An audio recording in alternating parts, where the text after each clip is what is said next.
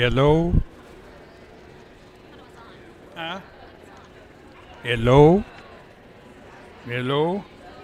Hello? I don't think so. Right here? There.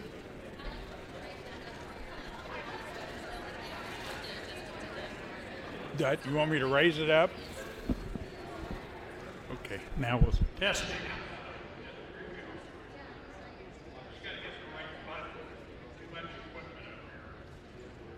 Good afternoon, everyone.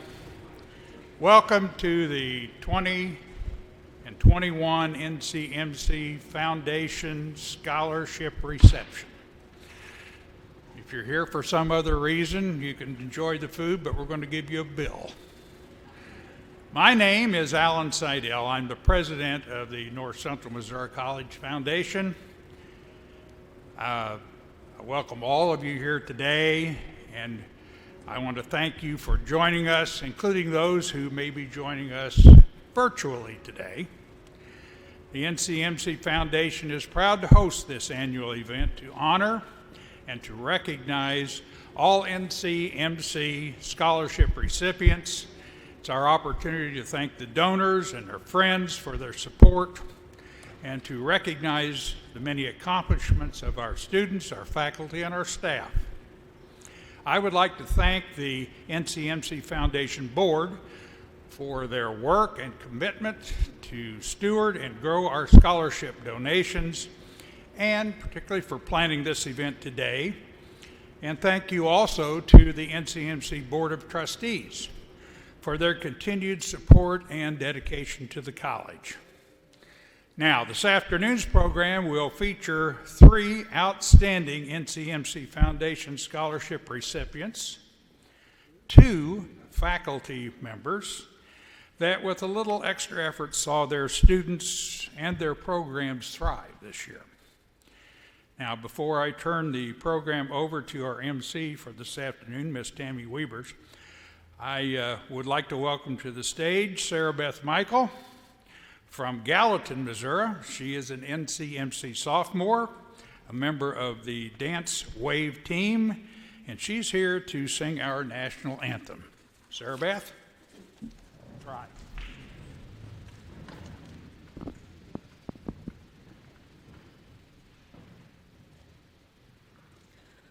Oh, say, can you see by the dawn's early light what so proudly we hailed at the twilight's last gleaming, whose broad stripes and bright stars through the perilous fight o'er the ramparts we watched were so gallantly streaming, and the rockets' red glare, the bombs bursting in air, gave proof through the night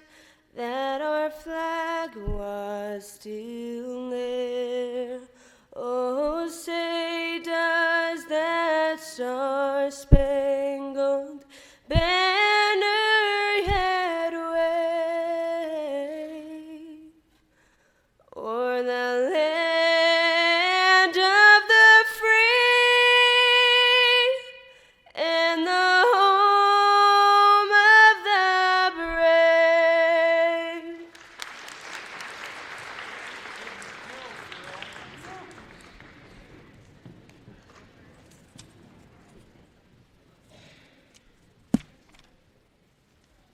Wow.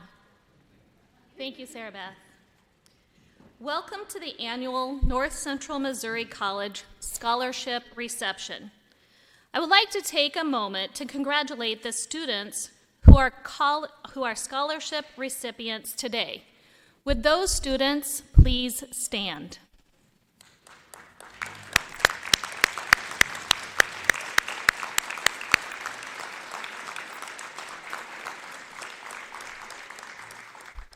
Congratulations.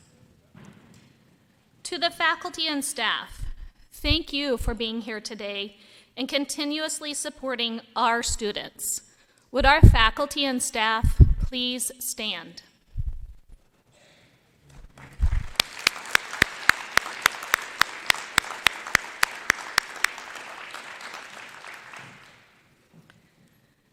To alumni, friends, foundation, and board members, thank you for your support and your generosity. Would you please stand?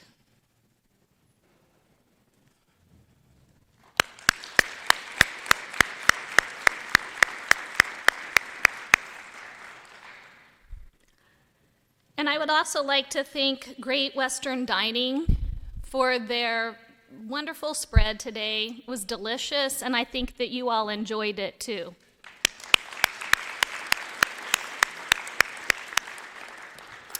And as a gentle reminder, if you need to silence your phone, this would be the perfect opportunity to do it.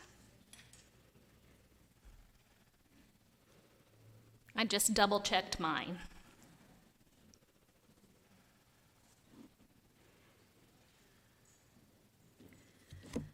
Our first student speaker this afternoon is a recipient of the Paul and Betty Preston Steele Scholarship, which began in March 2013.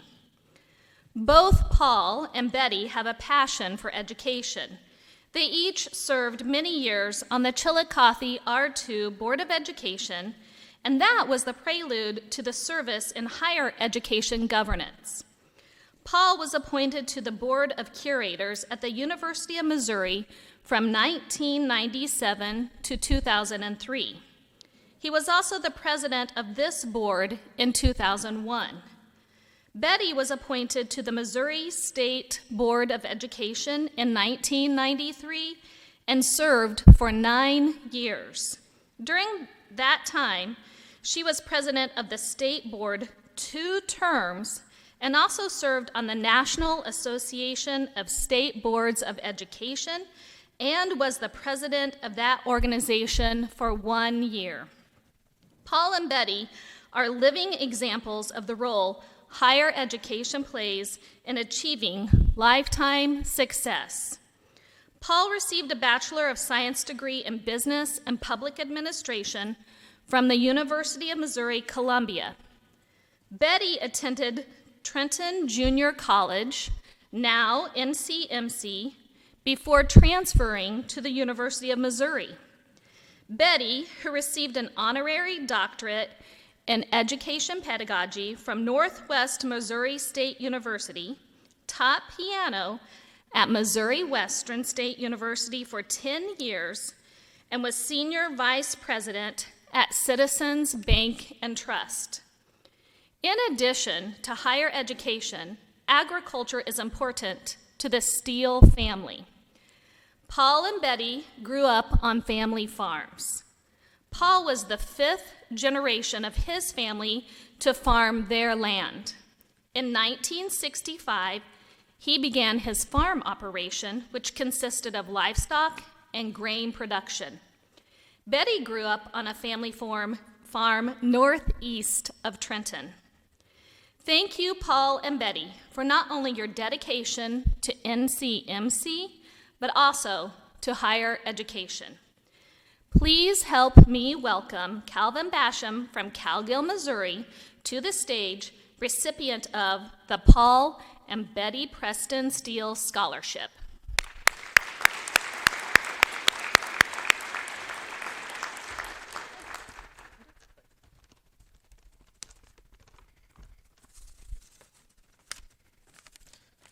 Good afternoon. As I said, my name is Calvin Basham, and I'm honored to speak at this year's scholarship reception. I'd like to start off by thanking Paul and Betty Preston Steele for the opportunity and for the scholarship.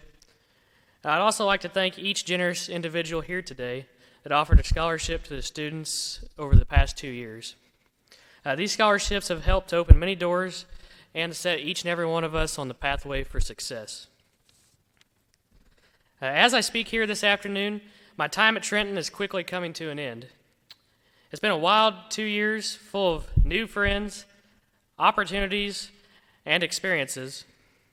As always, though, there were a few roadblocks and bumps along the way. And of course, as we all know, this past year was completely different than anything that I've seen in my 20 years.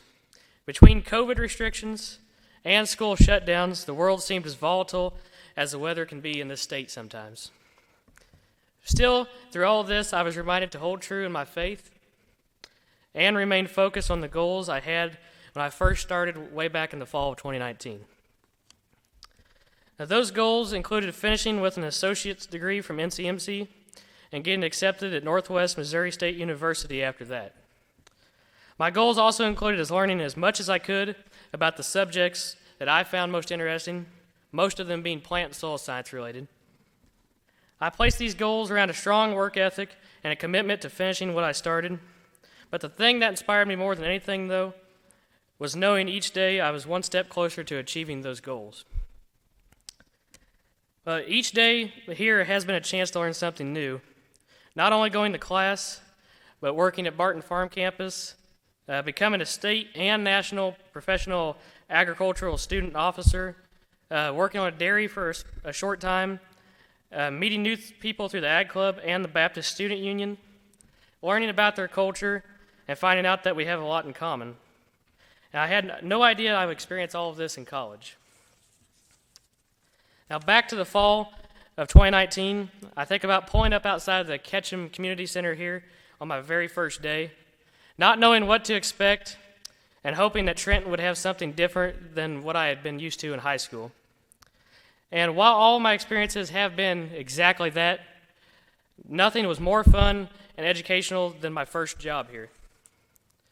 Right away, I had been tossing around different ideas for work, but when I was sitting in my ag seminar class and the position was announced at the Barton Farm campus, I immediately knew that was the job I wanted.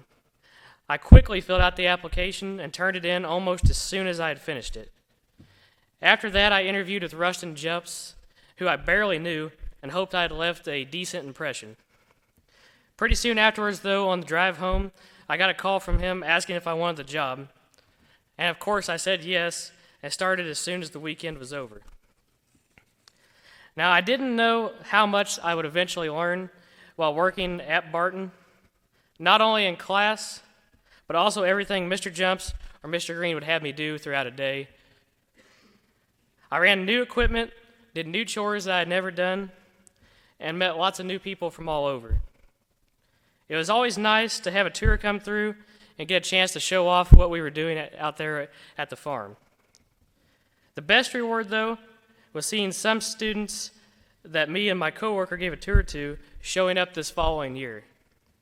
One of the neatest things about that was I even had one of them come up to me at the start of this year, and they had told me that they had chose Ncmc after coming on the tour at the ag campus, which I thought that was a really neat thing.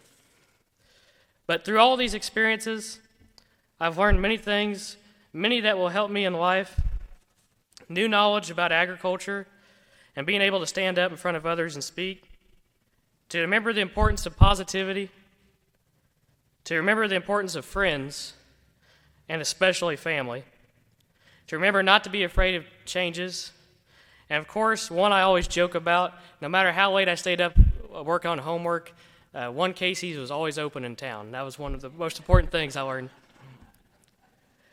But most important out of all of these was sticking to your roots, or as one old song puts it best, don't get above your raisin, or remember where you came from. And that's really what helped me throughout my 2 years here.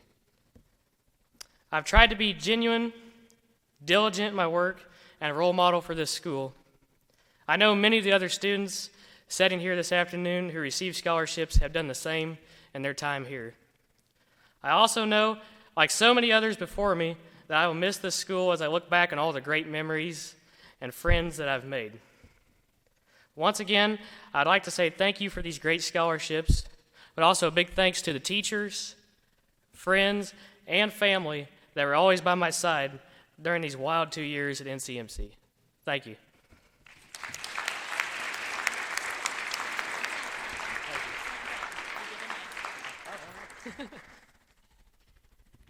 Thank you, Calvin. Microscopes and other precision laboratory equipment require a certified technician for effective maintenance and repair. Using microscopes is an integral part of hands-on learning in life science courses such as biology and the pre-allied health courses such as anatomy and microbiology.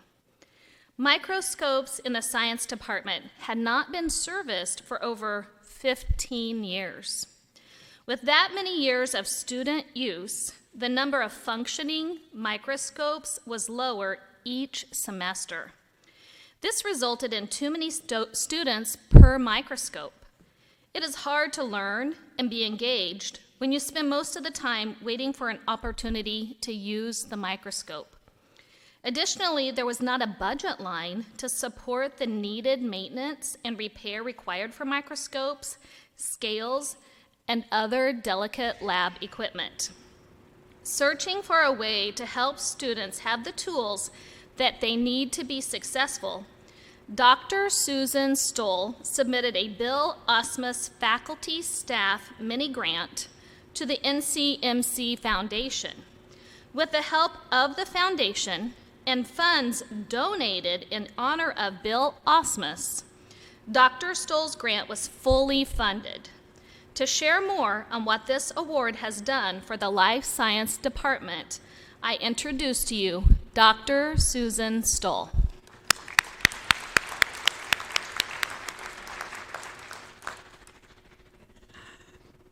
It's been really nice as I've walked around a little bit and looked around to see the students who are here. For any of you who have helped support with scholarships, these are some amazing students, and it is fun to see them and know that they are getting some of that financial help because they're doing well. They're a good group. This is going to be a little repetitive because Tammy just told you what I was going to tell you. So, but it's interesting when I'm in class with my students, when there's about 10 minutes left of class, I start seeing hopeful glances at the clock. Papers start quietly, sometimes maybe not so quietly, going into backpacks. They're ready to go. My classes are 2 and 3 hours long. I get it. But I'm thinking, we've got 10 more minutes of learning time. We need to stay here. There's something else we can do. So when there is an activity or topic that we are covering that captures the student's interest enough that they don't notice that it's been 2 hours or 3 hours, and I actually have to say, class is over, you better go, and the next class needs to come in. That's an amazing thing. The mini grant made that a reality in the life sciences. As indicated, using microscopes is an integral part of a biological science course.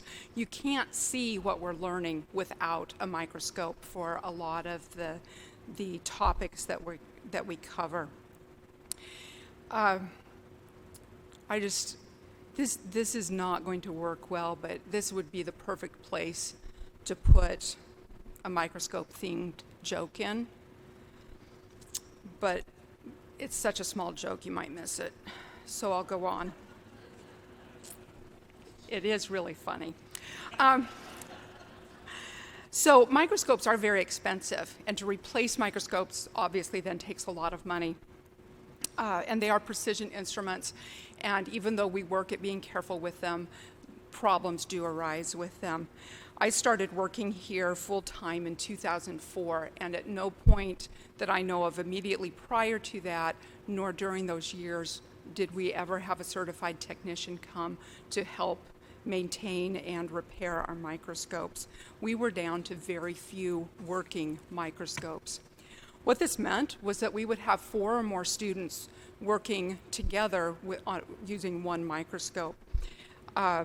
And in addition, the quality of the image that they were able to see was not very good. The alignment, the focus, and so forth were not that, they weren't together very well anymore. This resulted in a direct loss of engagement and student learning. Imagine the picture of one student is using the microscope while 3 or so others are standing around waiting for their turn. Rather than getting to see a cell, they're turning to their cell phone. They may think they're studying cells, but they're not.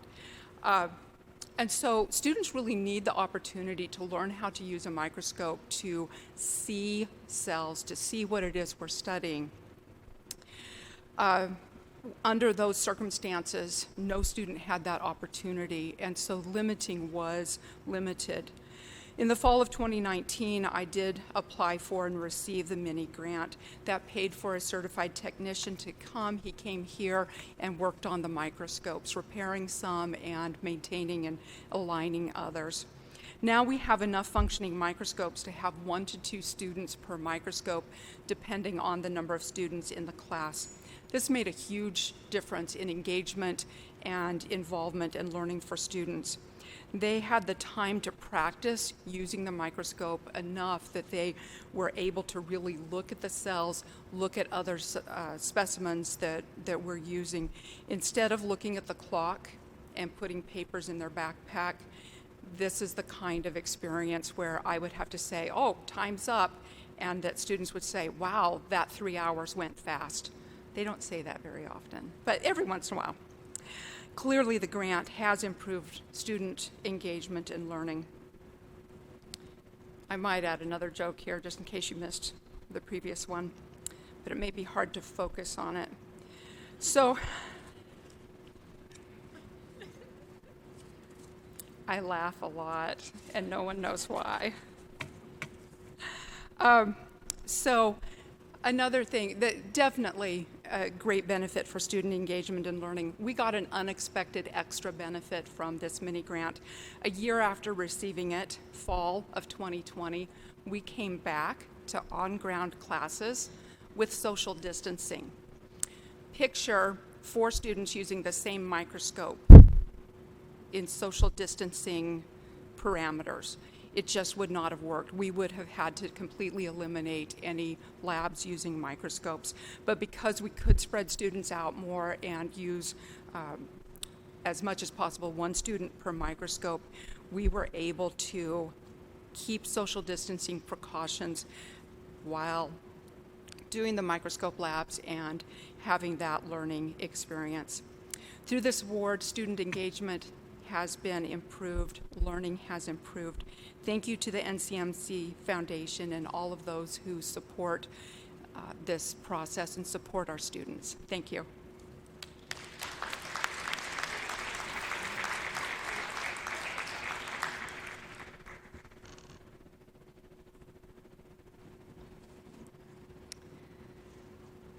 The William and Juanita Denslow Scholarship was started in December of 1992, and gifts have been added over the years by generous members of the Denslow family. Mr. Denslow passed away in 1993 and was a very active member of the Trenton community, serving as the president of the Riverside Country Club, Grundy County Alumni Association of the University of Missouri, and as an Eagle Scout. He served in many capacities locally and regionally as the member of the tribe of Mikose. As a veteran of World War II, Mr. Denslow loved history and even wrote several books, including The Centennial History of Grundy County, Missouri, and 10,000 Famous Freemasons. Mrs. Denslow passed away in 2010 and was active in various religious, civic, and social organizations. Mrs. Denslow was an avid Girl Scout all of her life. She was a local troop leader and the district level officer for many years. William and Juanita were instrumental in establishing the Grundy County Museum in 1975. Their children, Judith and William, wholeheartedly agreed with their parents' philosophy in helping future generations receive a degree in higher education. The Denslow family has a deep connection to Trenton and Spickard and asked that recipients be selected from north central Missouri counties. The recipient of the William and Juanita Denslow Scholarship, sharing her story today, is Lily White of Trenton, Missouri.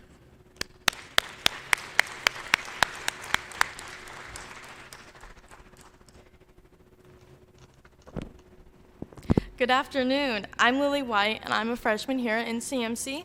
I've spent my entire life here in Trenton, so I'm especially honored and excited that I get to speak here for you all tonight. However, if you would have told me I'd be doing this, I would not have believed you. During my time here at Ncmc, I've been working towards an AA in teaching. Throughout middle school and high school, I was very involved in my school's music programs, and through those programs, I formed very close bonds with my peers and with my teachers. Those teachers were there for me when I needed it, whether I was just having a bad day or if I had something serious going on. Because of them, I knew that I had someone to turn to. They made me realize that I wanted to be that person for someone else. And while I had thought about teaching before this, I was never sure that that's what I really wanted to do until I had the pleasure of learning from them. Around a year ago, I was in the middle of my senior year, most likely in a virtual class thanks to COVID, but at the time, I hadn't figured out what I wanted to do or where I wanted to do it. But while I was trying to figure out the what and the where, there was always another question in the back of my mind. How? How was I going to pay for college? Now, this was a huge concern for me because I come from a large family, including 5 younger sisters. And on top of having a big family, my sisters and I were raised by an incredible single mother. Because of this, there were times when money was tight. And of course, I knew that college was important, and I knew that I wanted to go, but I just wasn't sure if it was an option for me. I didn't know how I could pay for it without putting myself in debt. As I walked the halls of Trenton High School, I saw many of my friends who were guaranteed their shot at any future that they wanted because of their financial situation. And honestly, I was jealous. But even though I saw these students, I knew that college was important enough to exhaust any resource in order to get there. So here was my solution. I got a job as soon as I turned 15, and I started saving every penny from all my paychecks and my tips. And while this was a step in the right direction, it just wasn't enough. Working a minimum wage job as a high schooler doesn't guarantee as many hours as it would take to even think about paying for college. Throughout my life, I had heard of scholarships, but honestly, I never fully understood what they were until around my freshman year of high school. But as soon as I learned about them, a whole new world of possibilities opened up for me. For the first time, it felt like I had a chance to do something with my life. My mind immediately started racing. Did I want to be a nurse? Or maybe I could go into psychology. Eventually, I came back to elementary education. But after the initial excitement wore down, I realized how important it was going to be for me to work extremely hard so that I could get as many scholarships as possible and have a real shot at affording college. And when the time came, I was very fortunate. I received and still am receiving enough financial assistance to get me through college not only comfortably, but debt-free. This has been life-changing for me. I'm overwhelmed with joy that I now have a real shot at doing something that I love. Because of scholarships, I've had a huge weight taken off my shoulders. I no longer have the burden of worrying about paying for college. I remember when I got my foundation scholarship award letter in the mail, I called my mom, and then I called my grandma, and finally I called my best friend, but if I had the time, I would have called everyone that I knew. I was excited, overwhelmed, speechless. There aren't enough words to describe the way that it felt, because this was when it hit me that I was going to get to go to college. Another big impact that scholarships have had on my life is that I can now afford to work fewer hours at my job, which means that I get to focus on school and keep my grades up. So not only do I get to go to college, but I get to do well in all of my classes. But my personal favorite benefit would have to be that I get to be a good role model for my sisters. I get to show them that it's possible for our family to go to college and get a degree in whatever it is that they choose to pursue. Since I've started attending college, my sisters have had more hope. They now know that they have options and they can reach their dreams if they try. Scholarships make college an option for students like me. The relief and gratitude felt from scholarships like these are indescribable. So to the students who are in or who have been in a similar situation to mine, I urge you to hold out hope and to put forth your best effort because it's worth it. And to the foundation and the incredibly generous donors, I want to say thank you. I'm sure that many of you attended Ncmc yourself, and it made you appreciate everything that it has to offer. You are the people who make it possible. Because of you, me and every student here has a better chance at success. By contributing to foundation scholarships, you're allowing students like myself to get through college without worrying about the debt that's normally attached to it. I truly hope that Ncmc students can continue to receive this kind of support as they work towards a higher education.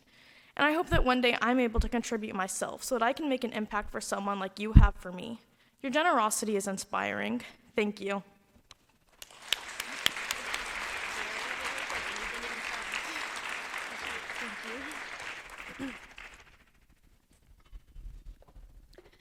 The Voyage of Service project is another Bill Osmus faculty staff mini grant submission to the Ncmc Foundation that was funded to create opportunities for students enrolled in College Seminar to become more engaged with their communities and also with other students.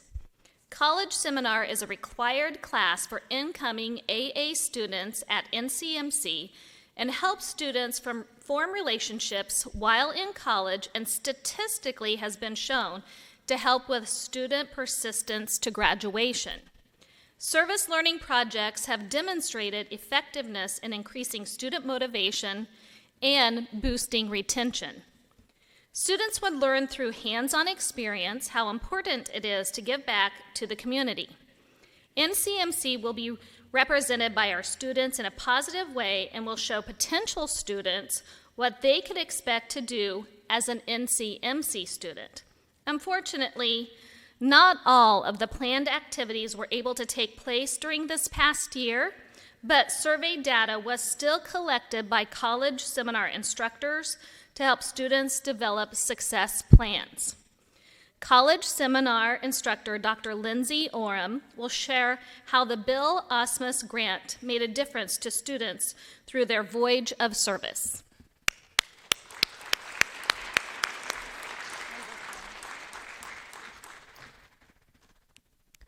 It's so nice to look out and see so many familiar faces, well, half faces. Last semester, I think I only saw about this much of most of my students. But you inspire me, students. You motivate me, and that's what this project was really about. So College Seminar, as Professor Weber has described, is a course for transfer students they take it generally early in their college career, just learn strategies for being a college student and things along those lines. And so I'm going to paint a picture for a second. So think way back to February of 2020. That was BC before COVID. And so we still had stars in our eyes, and we had these plans. Professor Weber's and I were in Washington, D.C. at a conference for folks like us who teach those college seminar courses. And we went there and we learned so many ideas and strategies, and one was service learning. And let's get our students involved in community service projects. And that got COVIDed. Last semester, we were not able to go into communities and do the projects as we hoped. But we had also heard another really cool idea while we were at this conference. And as a psychologist, I was really drawn to it because it involved having students take an assessment that is based on psychological ideas, and it provided feedback over strengths and areas of improvement in terms of college success. So it's called the Lassie, like the dog, if that helps. But it is learning and student and study strategies inventory. And so at midterm, last semester, students in College Seminar took that inventory, and then professors made decisions about how we were going to process those results. So I met with my students one-on-one, and each student left there with a plan based on those results of ways to move forward. And I had some really meaningful conversations with students about what were some of the barriers. Did the inventory show time management was an area of improvement? Okay, well, what can we do about that? What are some steps and strategies to work on time management?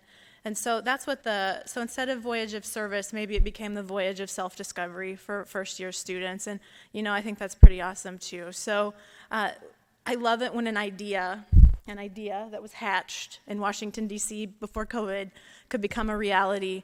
And that's exactly what the Bill Osmus grant allowed to happen. And so I feel fortunate that we have opportunities like that on our campus, and we have this support of folks to make this happen. We're already talking about ways to continue similar ideas in the future related to the Lassie or other options. And so I can't say thank you enough to the folks who helped support the Bill Osmus grant. And I can't be outdone by Dr. Stoll. I have a psychology joke, but you probably have to take psychology to understand it. Why is Ivan Pavlov's hair so nice and shiny? Anybody? Because it's classically conditioned. There you go. Thank you very much.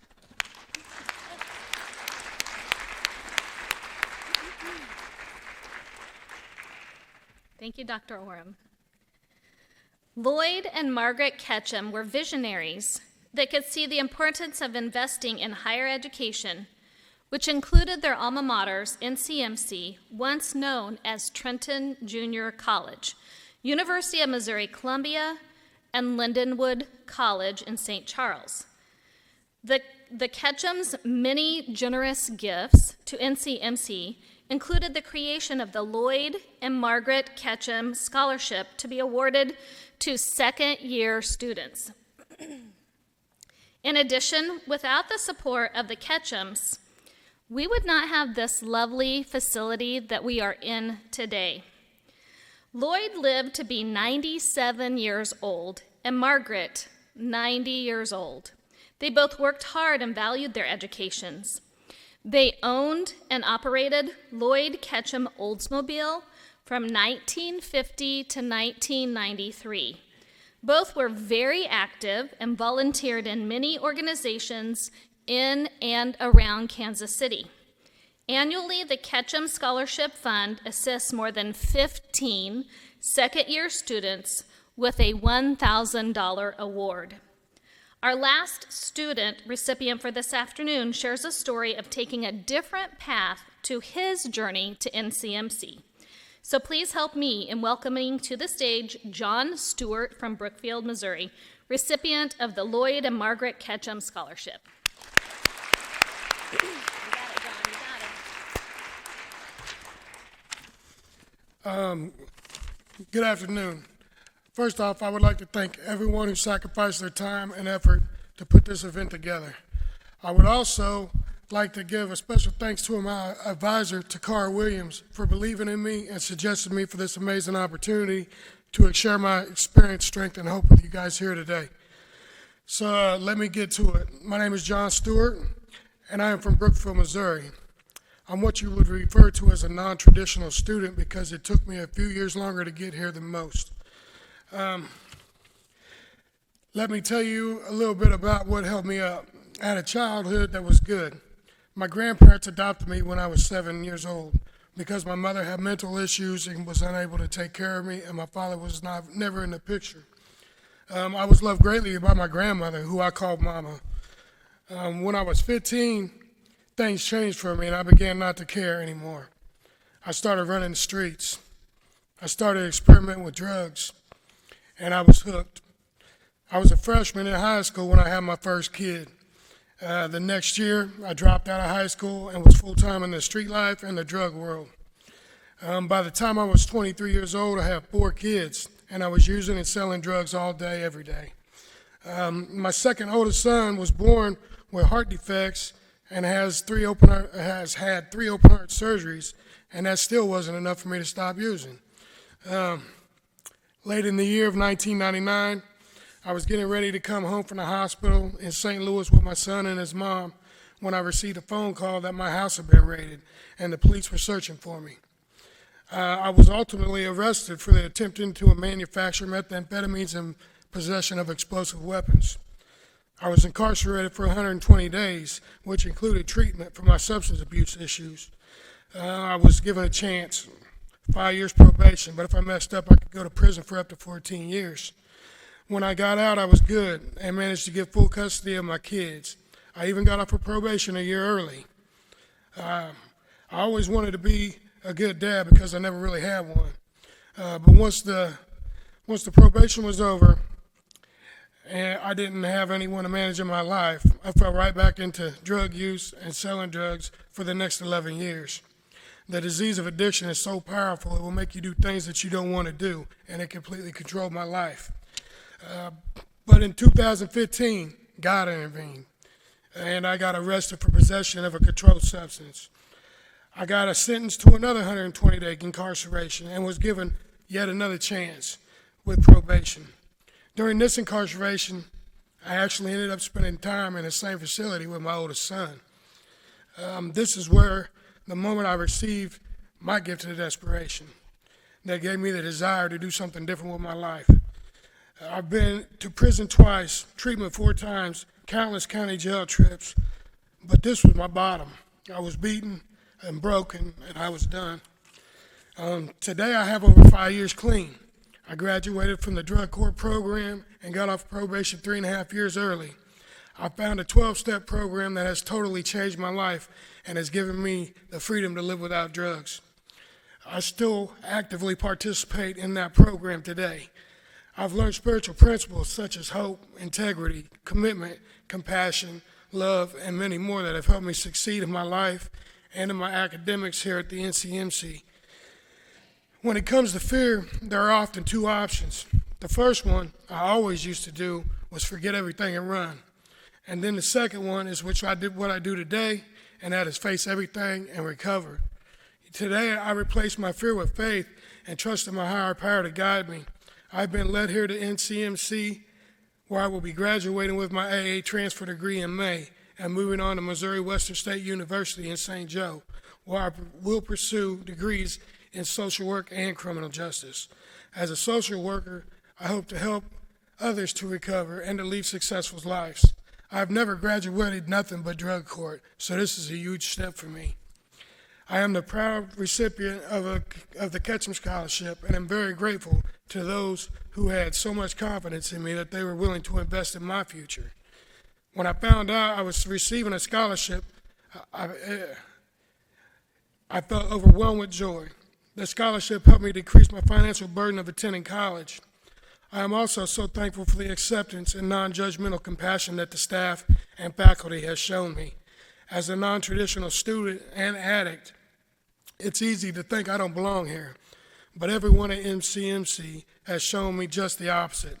Even when I feared I would never pass statistics, John Wilburn in support services, or student support services, helped me through, and during a pandemic, no less. And let me tell you, I drove him crazy. I'm not seen as an addict or a criminal here. Instead, I'm seen as someone who deserves a quality education and degree, and I get amazing help to get there. Today, I enjoy a wonderful relationship with my children and my recovered family. Please allow me to be proof that people with less than traditional paths can get here, and it is because of the donors in this very room that it is financially feasible. And one last thing, if anyone here is suffering, just know you don't have to suffer in silence. There is help out there for you. And just for today, no matter what, don't ever give up, because anything is possible. Thank you.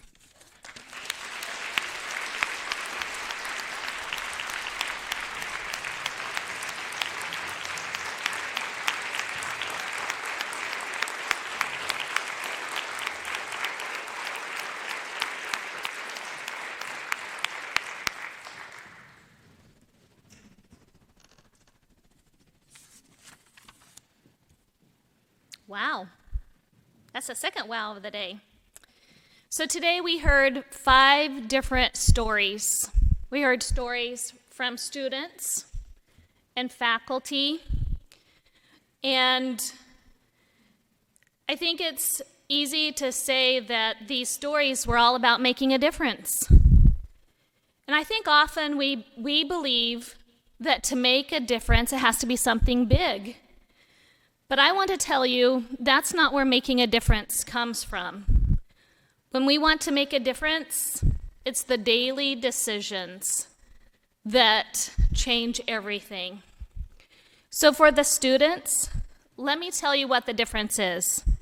The difference is filling out your scholarship form or not. The difference is if you turn it in or if you don't. And for our donors, the difference is making an appointment with the Ncmc Foundation for that one decision to support our students. And for the faculty and staff, the students today,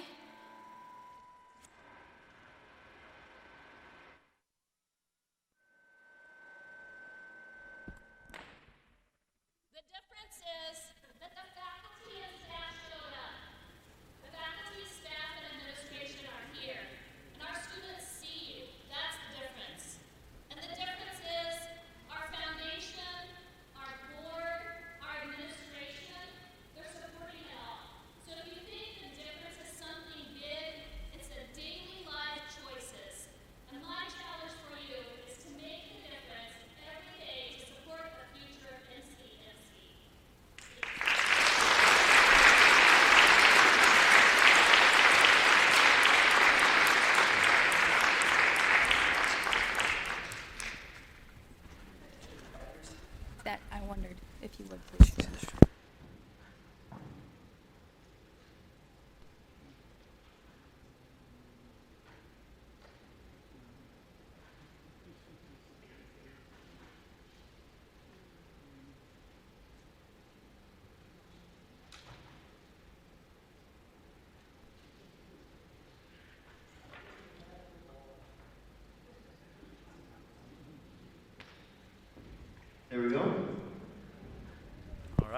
Coach Jeremy Esri, everyone. Thank you, Coach. Thank you, Tammy. I'm sorry that the battery went low on you there. Thank you for handling it very well.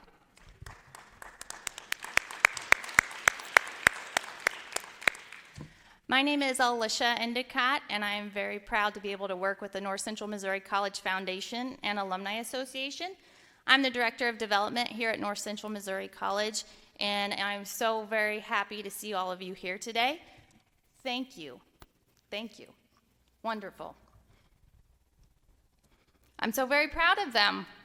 And I don't even have them in class. I've just been able to work with them over the past few weeks to prepare for today. Thank you, Calvin, Lily, and John for sharing your stories. Thank you, Lindsay and Susan and Tammy for being here and sharing your stories. We hope to continue to grow the OSMIS grant and make some awards here hopefully again in May. And I know our scholarship committee is excited to read those proposals, as they're excited that they got to read 253 essays here recently. Yes, so thank you to everyone who submitted a scholarship application. Those award letters will go out if you're selected the first part of May, so keep an eye on your Pirate email account for that. Those who will be graduating in May, congratulations. We are so very proud of you, and we want to know what you do after Ncmc, so please stay in touch and let us know what's going on in your lives. Again, we are very proud of you, and congratulations. Students, I do want you to know that there's a rhyme and a reason to where you're sitting today. You may be sitting with a scholarship donor, maybe your specific scholarship donor, or a family representative, or someone who knew your scholarship donor. And we did our best to group your scholarships together as well. Dr. Cross, thank you for being here. And your 3 tables of wonderful recipients. Please, if you have a Dr. Cross Allied Health Scholarship, please be sure to tell Dr. Cross and Carol thank you. I also want to announce what you saw on your program. We do have some new scholarships. We are excited to be able to add scholarships every year, and that's amazing, absolutely amazing. If anyone ever wants to create a scholarship or add to a fund, please contact me. My door's always open, and I'd be happy to visit with you. Last thing, just a couple more quick things, and we'll be done. If you didn't get back to the photo booth, please do so. I know your scholarship donor or the family representative would be happy to take a picture with you, so please go back there. Also on your tables are note cards that say we love our donors. Students, I know you've written thank you notes, and we appreciate that very much. But we would also appreciate you writing a note, just a general thank you note to all of our friends and alumni who support events like this, who support your programs and departments.